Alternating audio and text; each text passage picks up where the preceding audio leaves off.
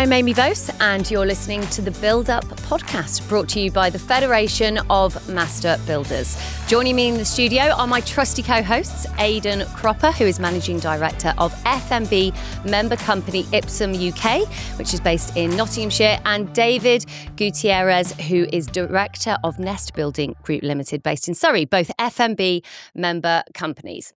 On this episode of the Build Up podcast, we're discussing some simple things you can do to make your finances work better for your business. Aidan and David are here to offer their expertise, and we're also joined by Roger Brown from Bibby Financial Services, who have been funding SMEs for more than 40 years and specialist construction finance for over 2 decades. Making sure your clients pay on time and having enough cash available to run your business is fundamental to any builder's success. So guys, welcome to the podcast. Roger, thanks for joining us today on the episode. Could you tell everyone listening a little bit about your business? Yes, so Bibby Financial Services fund invoices that are due for payment from our client base. So we accelerate the cash flow. That's the most important thing, because the whole purpose of this seminar podcast is about cash and financing. So we're at the heart of what we do. We're a family-owned business, which is really nice. And we've been in construction, as you said earlier, for 20 years. So we talk the language. We know what builders are like. So we get on with them. They know what we're talking What about. does You see that where mean, I'm coming Roger? from, okay? What language is this, Rog? It's about same level selling. You've got to understand what people are doing, and it's really important. So we understand the business, not just the numbers. And I think that's the most important thing. But Yeah, absolutely. Well, knowing how to manage your finances is the linchpin of every business, but it can be difficult for businesses, building businesses, to balance and juggle those multiple projects that could topple your schedule if the payments aren't received on time. David and Aidan, have you, for anyone not sort of familiar or found that basically difficult throughout your careers, that kind of situation? 100%, yeah. And I think what was being referred to then with builders being, potentially a little bit of a nightmare with cash flow is based on the fact that a lot of us are business owners, and we've come from a trade background, so we don't necessarily have that experience when it comes to running a business, and particularly the finances. So yeah, for me personally, starting out that was quite difficult. And getting to grips with that was a struggle, and sort of building those finances and the cash flow was key to sort of success that I've had since. But yeah, there was definitely some struggles to begin with. How about you, David?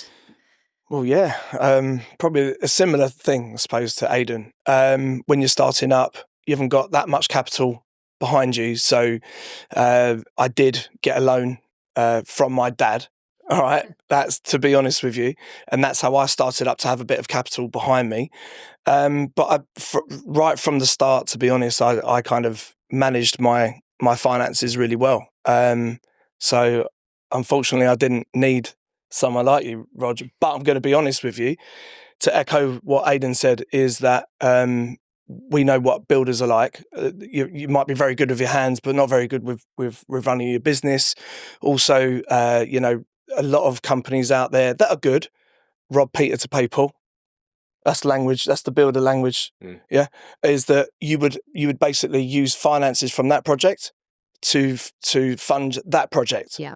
So you're not really robbing Peter to pay Paul, but if you know what I mean. So that's what you're trying to stop and help people, sort of have their finances in place. absolutely, yeah. Well, Roger, for those who aren't familiar with the terminology, what is cash flow and how is it different to profit?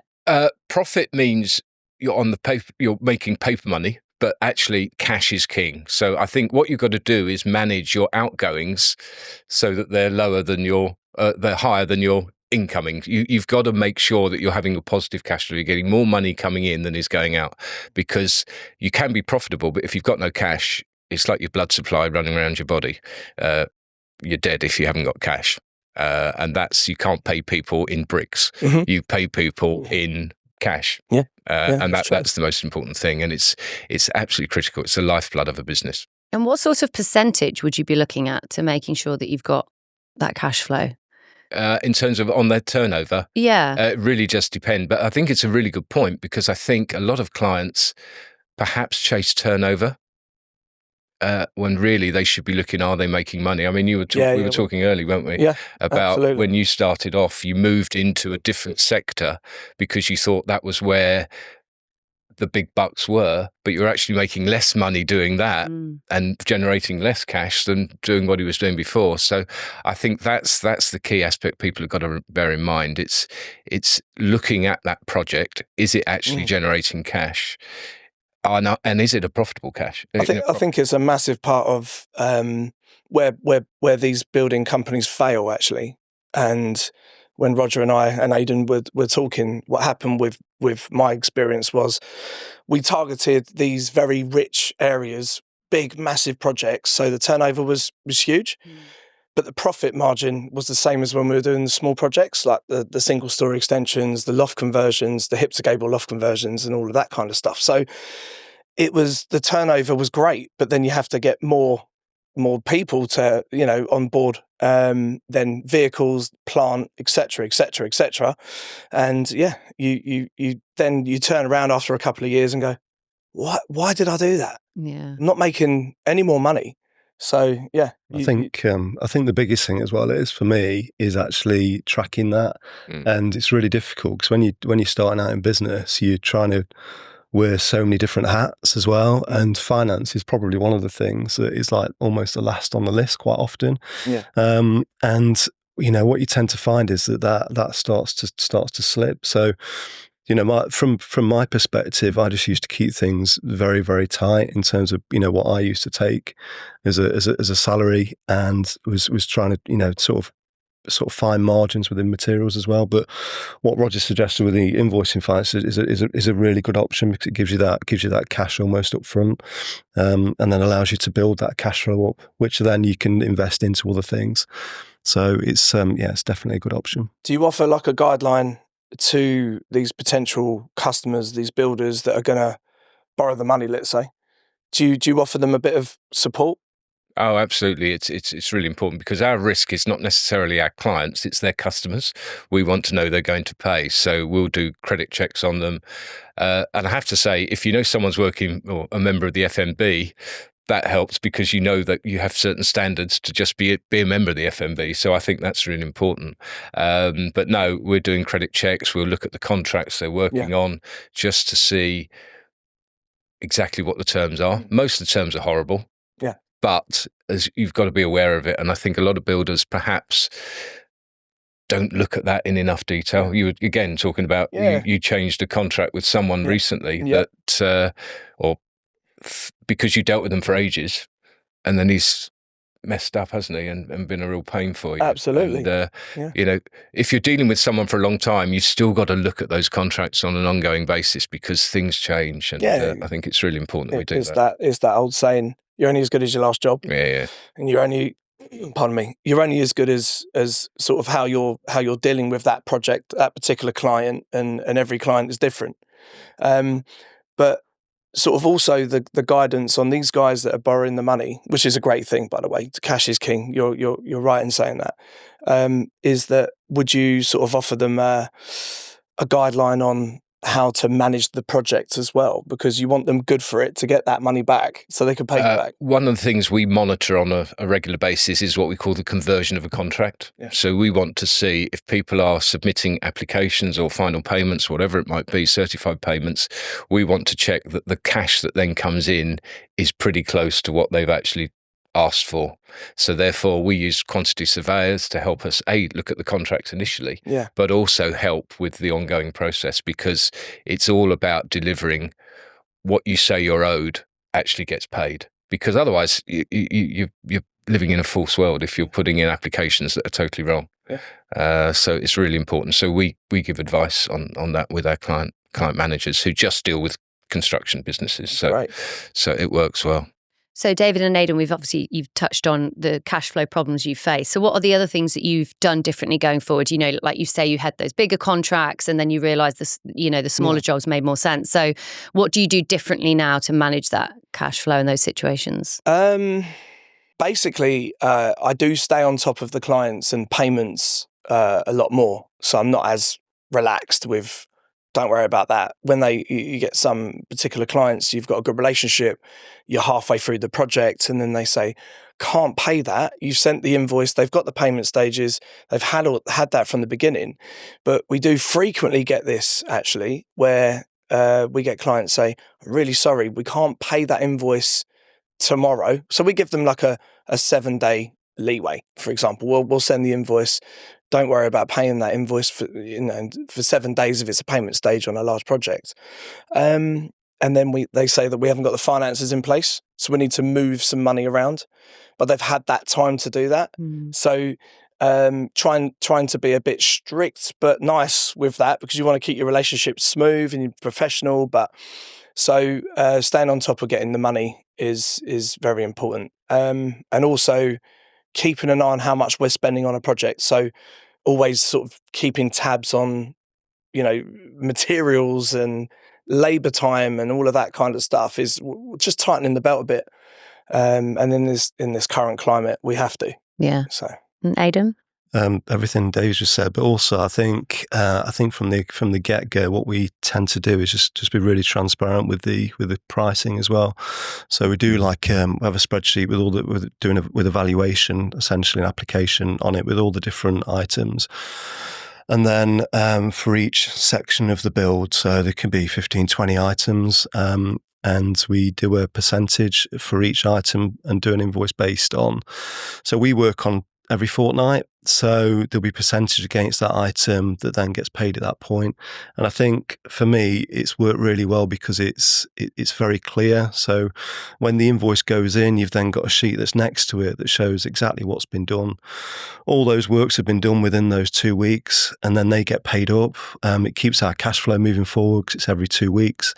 And I think just having that transparency and just being very clear with the pricing helps us to get paid quickly. Because I think if the client feels as though you're being honest and transparent during that process, I think it gives them reassurance to make that payment quickly, and it's very clear with what you see on site has been done.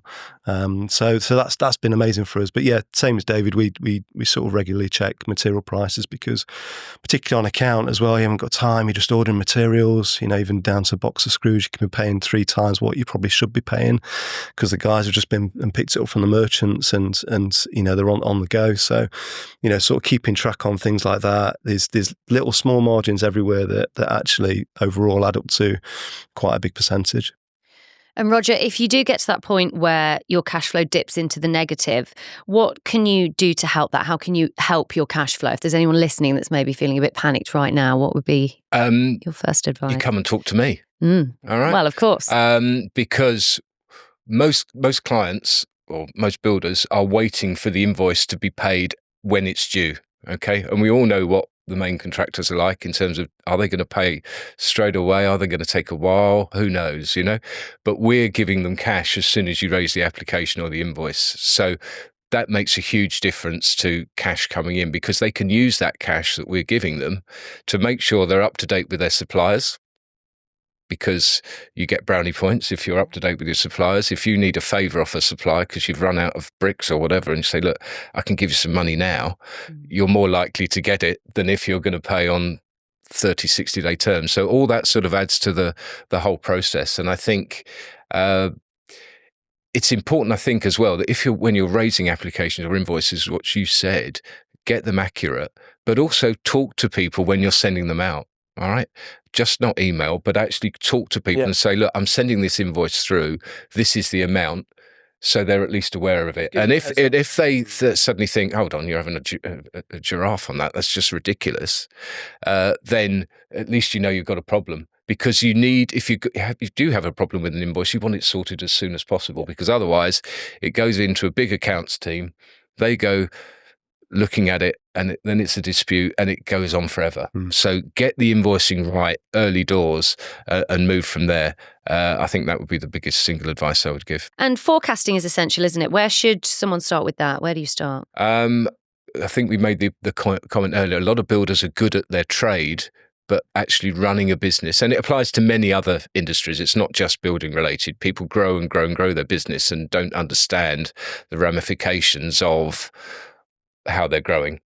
And it's just not finance, it's all other aspects of a business as well. So I think having initially for a lot of builders who are starting off, get a good bookkeeper. I think that's really important. Someone that understands the industry ideally as well.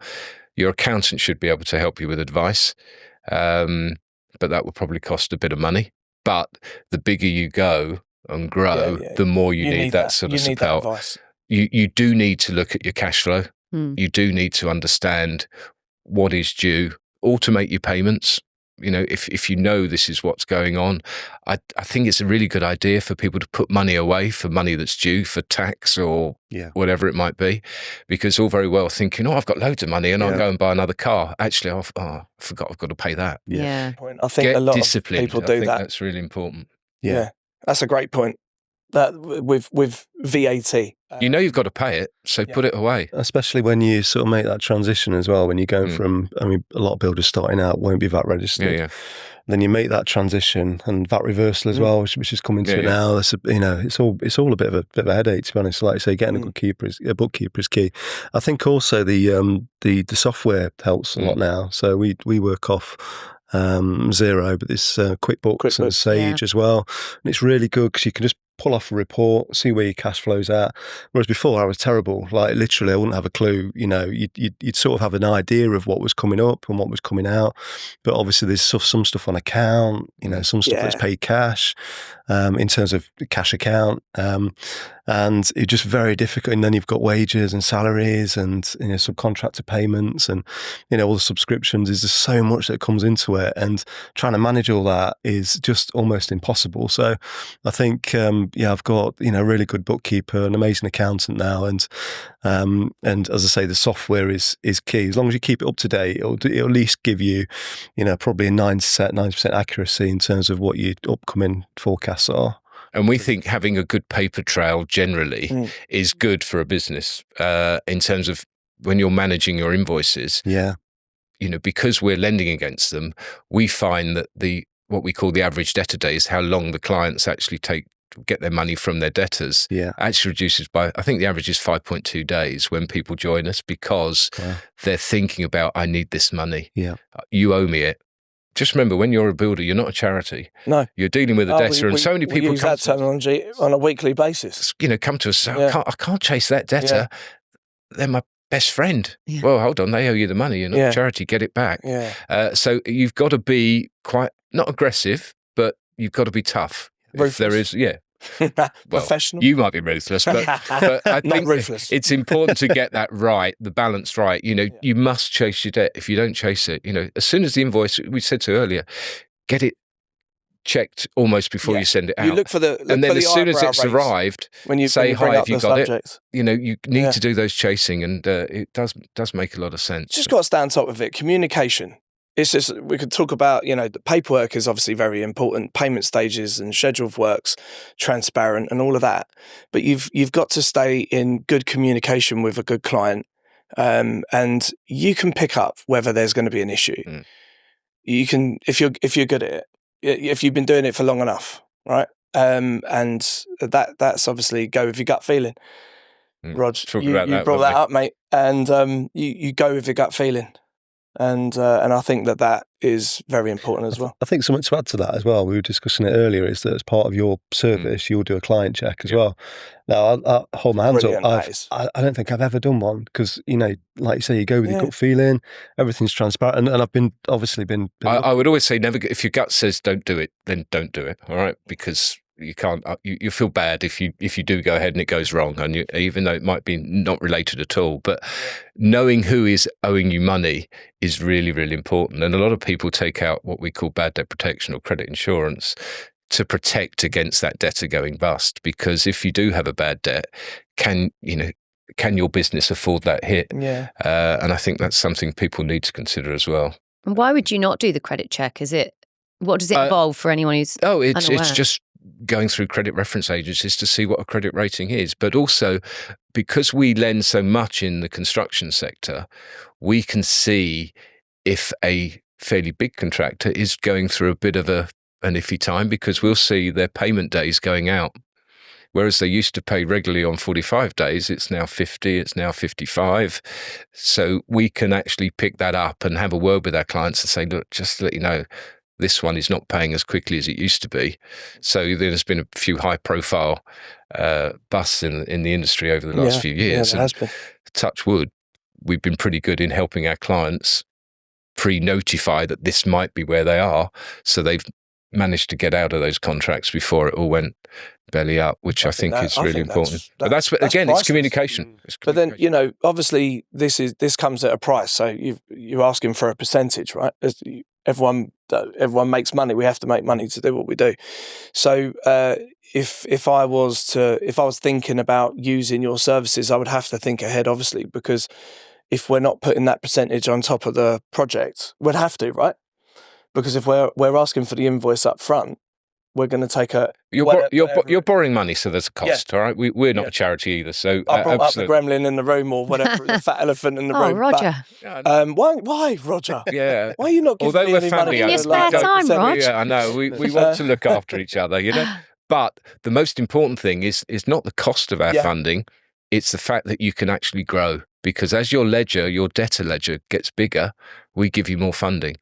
And the fact that you've then got certainty of funding makes an awful lot of difference in terms of knowing you can deliver the But what I was going to say is that percentage wasn't. It was obviously it's a must, but it's worth paying that just for the background stuff that you do as well. Yeah, it is. But I still think the key is wanting to borrow money. Mm-hmm. All right. The rest is peripheral. Our main core business is lending money. That's where we make our money. That's the most important thing, and that's the whole purpose of this podcast is about having access to cash. Yeah. And the more cash you have, the better you'll be.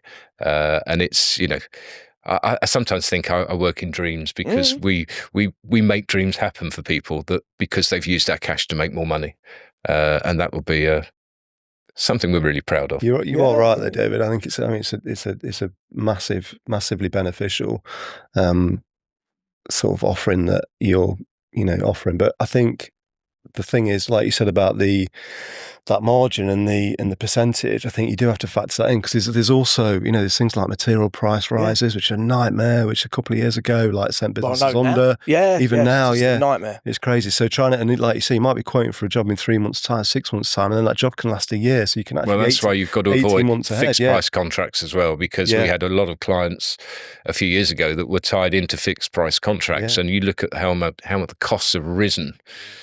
Yeah, not in terms of fuel, but supplies. Everything has just gone off the scale. So please don't do fixed price. Change your wording from quote to estimate, guys. Okay, we've got a little challenge for you listening right now. Take 20 minutes to list 5 things you could do better to improve your cash flow. Even if you think your cash flow is fairly healthy, it's good to see if there's any further steps you can take or if there's an easier way to do things. Let us know if this has helped you as well. Have you learnt something new about your business? Is it going to help your direction in 2025? Drop us a line at buildup@fmb.org.uk and let us know. And we might even give you a shout out on our socials as well. Now, making sure your business has a streamlined process for cash flow is one thing. Getting clients to pay on time can be a whole other ballgame. So we're going to look at some practical things you can do to unstick payment problems. So what sort of things can be a barrier to the client paying on time, and how do you help bring payments in on time, Aidan? Just being transparent, I think, with your pricing, and then what you're invoicing against your pricing. I think that's a massive thing, because if that links together and it's all transparent from the very beginning, and what you're charging for is what you've done on site, then, and that's very clear, then there should be no reason that the invoice ever gets disputed. And thankfully, I've been quite fortunate that hasn't happened. The other thing is just in terms of variations as well, because so throughout a job, although you get all the plans in the world, there's lots of details, there's always variations, and it can be frustrating sometimes because you just want to go off the price at the very beginning, but there might be alterations throughout the project that may be down to the way that it's designed, or maybe down to client changes. So I think if you can sort of nail those costs when they happen, rather than get to the end of the project and just say, look, You know, there's going to be, these are all your extras, these are what they are, and you've got to pay. I think it's slightly unfair. I think you've got to have that conversation. We spoke about it earlier about communication, and it's about communicating throughout the project and just having those sort of sit down meetings and just discussing it with the client about why there are variations and what the costs are. And thankfully, I think if you have those conversations, in terms of getting the invoices paid, seems to be a lot more successful. You're bang on. I think you almost want agreement from who you're dealing with that this is the change. Yeah. All right. Because of circumstances that may have happened, the pricing's gone up, or what they're asking is way outside what the original contract was. Yeah. And then don't start the work until you've got their agreement. Absolutely, that they're okay with it. Yeah. Don't make an assumption, because you know what assumptions But it's quite hard sometimes to do that, though, isn't it? Because you're on a job, and like you're working, and you might be on the tools as well. You don't want to lose time, and then you've got to go on to that next stage, and so you don't want to stop the job, but then you've got to do it. Because I did it loads in the past, where you basically work off a price, you get to the end of the job, you charge exactly what you quoted at the beginning, you realise you've done loads of extras, but you've just lost them because you haven't had time. Oh God, you're too nice, mate. You don't want to upset the client. You're too nice. I know. Well, I know, but that's you have to learn from that, don't you? Because you realise. Can you be my builder? To be honest with you, let's be honest here. We're professionals. It right? happens though, doesn't it? It happened years ago. Yeah. When I was too nice and I wanted to build my client base, my business. Yeah. That definitely doesn't happen now. Yeah. Because if I went to the dentist and said, "Oh, no worries, I'm there for a filling," is there any chance you can stick a couple of crowns in for free? Yeah. No. That happened, yeah. And so what I tend to do is have that nice relationship with my clients. So it's a friendly environment. We're talking, not just about the projects, but you're also in their house. So they've got their kids, and you're speaking to them as a family and as a person. So I usually tend to kind of, if there's a conversation about something that we're doing in their house that they've asked for, or that we have to do because it's a requirement, it's an unforeseen, I tend to kind of spin it round so that it's in their industry a little bit. I think hopefully that makes sense. So I kind of try and put it in their kind of like world. And I explained that, unfortunately, if you're in recruitment, for example, because we had a client like that a few months ago, and he said, "Is there any chance that, you've done 4 bathrooms and a massive extension and a loft conversion? Is there any chance you can just quickly pop a shower room in there for us?" No worries at all. "But I'm after a bricklayer. So is there any chance you can go and find a bricklayer for me with no fees attached whatsoever, because you're in recruitment? Let me know when you found that person, and then I'm all good with that. But do the same." And he makes a little joke of it, and it's all lighthearted. And he said, "Look, I totally understand where you're coming from. We'll do it at cost, is the best that we can do. And that's that. We shake hands. It's communication." But I think that's exactly right, and that's where you sort of get, and that's where I'm at now. But I think at the very beginning, when you're sort of starting out, you want to sort of create a bit of a name for yourself. You want to build your business, your brand, everything else, and you end up just trying to do your very best. It's like customer's always right, and that was one of my mistakes, really, and it built us a good brand, and everyone loved what we were doing. We all done that. Basically, like you say, we were acting almost as a charity. But we're not. Are we talking about newcomers, or are we talking about just builders in general? That I think it applies right across the board. It's all about honesty. All right. We got to advise. Say, this is what it's costing me if we do this. Absolutely. Therefore, I need paying. And if you can, I appreciate your comment. If you're on site and do I stop now or until I get agreement? But if people are still in that process of wanting you to do the work, and you say, "Yes, I'll do it, but this is the cost," but they've asked you for it, they'll probably say yes. All right. And I think it's got to be done that way. It's playing the game as well. It's that, you will have clients who want extras, or, it's, you're starting a project, you've given someone like a 50 grand quote, let's say, and you're not up to speed with the paper, with the terms and conditions, or the small print at the bottom saying that if the materials change. That's a real grey area, though. It's a real hard one to pass over, especially if it says quote as well. Yeah. So it's the advice to the listeners that are listening. Hopefully, you're nodding your heads and you're not saying, "What are these guys talking about?" Is that actually, be transparent. If you have made a mistake in your paperwork, be transparent about that as well, and say, "Look, actually, materials have gone up so much. we need to sit down and talk about this. If they're good clients and, that you've got a great professional relationship with them, they'll listen. But I guarantee if you finish the work and then you go back and say this is more, too late. It's too late. Yeah. Too late. You've got to be upfront. Yeah. Which I think is fair. You can't go back and ask. Yeah. What happens if you finish the job and then you're waiting for payment from a client, but there's been a disagreement over snagging? Maybe they don't think that's been finished the way it should, and you just how do you resolve situations like that? That's quite common with sort of like the final payment. So a final payment, I think, should be paid after a certain period of time after the project. Some builders will disagree with that, right? Really? Okay. And I used to be one of those. How long? What sort of time? 3 months. Okay. Probably a little longer. Do you not work on a retention? No. No retention? No. But also there will be times where you ask for a final payment if it's a small project like a loft conversion, not a massive one. Then it will be the case that if the clients are I think what you're saying is they're saying, oh, well, they might not pay it. So it's that game of, are we going to get our money or not? Yeah. Well, we hold the certification. We have to sign the new documents now so that their job can be signed off on a extension of conversion basis. Maybe not a renovation, very, very different. Renovation, you're a bit vulnerable, to be fair. But when you're holding documents that you need to pass over to the client, that's usually a pretty good bargaining tool.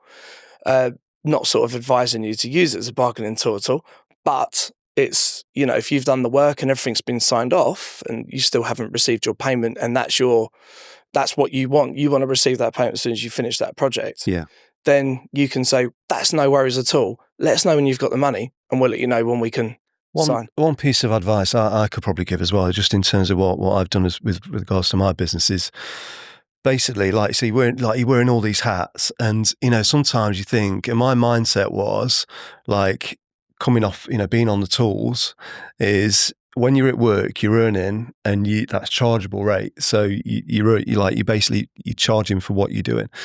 And what was really hard for me to get around my head was having sort of started my business kind of and getting into the industry sort of with no kind of background, was employing somebody that was in the office or somebody external like invoice financing or somebody, like a QS, something like that.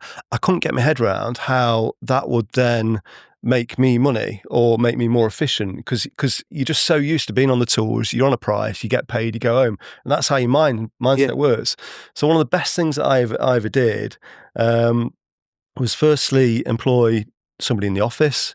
So that was to just sort of, take phone calls, do some of the invoicing and just keep on track of receipts, particularly like the accountancy systems now, that just takes, it's almost like a full-time job.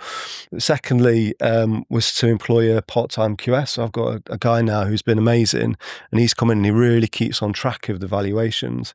And he can give the right detail that's great. That goes through in terms of actually what's been done. Well, he'll do that. So he just takes it off me. So he just charges me, almost like a day rate just for coming in and working on those projects. He's heavily involved, but he'll keep on track of that. So although initially you think, oh guys, this is an overhead, like another overhead, actually it's all the little bits that I probably wouldn't have charged for, or I would have forgot to invoice, or because I just didn't have time. So I was on the tools all the time. So I think just looking outside the box, and even though sometimes I don't want to pay for that, or I don't want to pay that percentage on invoice financing, actually it makes you more efficient, makes you more professional. Well, it takes the emotion away as well, doesn't it? If he's working it out, you're emotional with the clients. That's but good. That's a really good point. Yeah, that it does. It works. It works really well, and they have that sort of relationship with the client direct, and it almost keeps you out of it. So it's. And if the client is struggling to pay in terms of they've not got an issue with the job, they've just hit financial difficulty, do you offer payment plans, installment plans, and do you charge interest as well? No. I think you've got to find your heart. Yeah. I think you have to. It's part of that conversation. That's the soft part. And the other thing as well is that FMB offer like mediation. So as part of the FMB service, and I was in one of the FMB offices in Leeds a few weeks ago, and they've got a team in there that will literally sort of pick up the phone and help mediate between you and the client if needed. I mean, I just thought it was kind of one of those things that came as part of your membership and wasn't, I've never used it. And I thought, well, maybe it doesn't really get used.